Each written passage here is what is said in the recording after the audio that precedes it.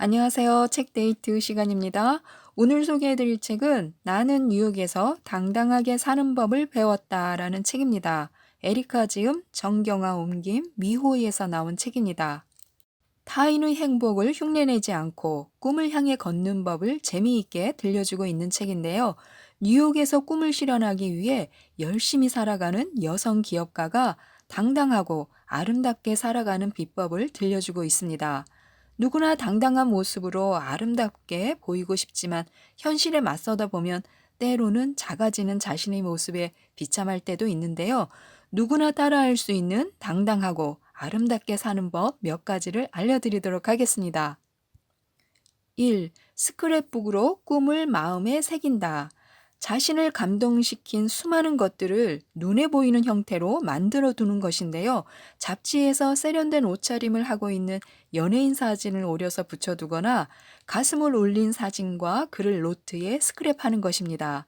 이렇게 스크랩북으로 만들어 두면 시각을 통해서 스스로에게 메시지를 보낼 수도 있고 꿈을 실현시키는 지원군이 될 수도 있습니다. 어떤 사람이 되고 싶다. 어떤 옷을 입고 싶다. 어떤 일을 하고 싶다.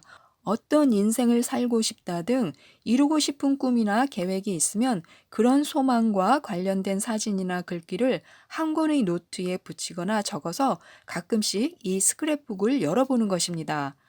이때 날짜와 짧은 메모를 남기면 그때의 기분이나 생각을 시간이 지나도 생생하게 느낄 수 있어서 좋은데요. 자기 자신에게 보낸 메시지가 미래의 나를 만든다는 사실을 기억하셨으면 좋겠습니다. 2. 연초에 세운 꿈은 10월에 정리한다. 이제 곧 10월이 다가오는데요. 따라하면 좋을 것 같아서 알려드립니다.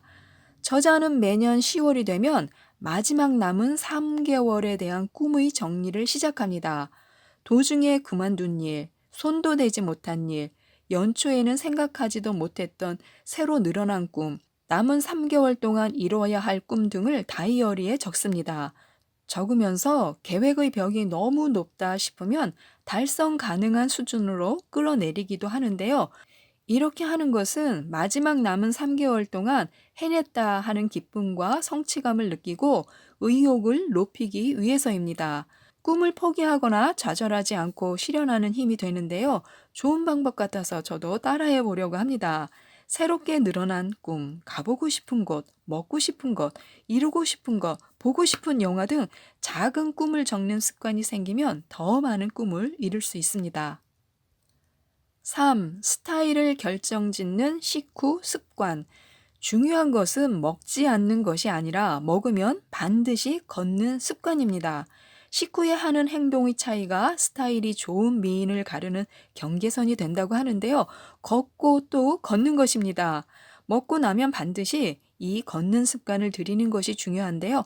하루 30분씩만이라도 꼭 걸을 수 있도록 노력하시기 바랍니다. 4. 인생의 책은 항상 손에 닿는 곳에 둔다. 좋은 책에 둘러싸이는 것은 좋은 힘에 둘러싸이는 것과 같습니다. 좋아하는 책을 늘 곁에 두고 생활하는 습관이 좋은데요. 자신의 마음을 울리는 메시지로 가득 찬 책은 늘 손이 닿는 곳에 두고 가끔 다시 책을 펼쳐서 읽으면 좋은 느낌과 감동을 다시 느낄 수 있습니다. 5. 나이가 들수록 좋아하는 것을 늘린다. 저는 이 말이 너무 좋았는데요. 나이가 들수록 호기심이 줄어들고 스스로 세계를 좁히곤 하는데요. 의식적으로 호기심을 끌어올리도록 노력하는 것입니다.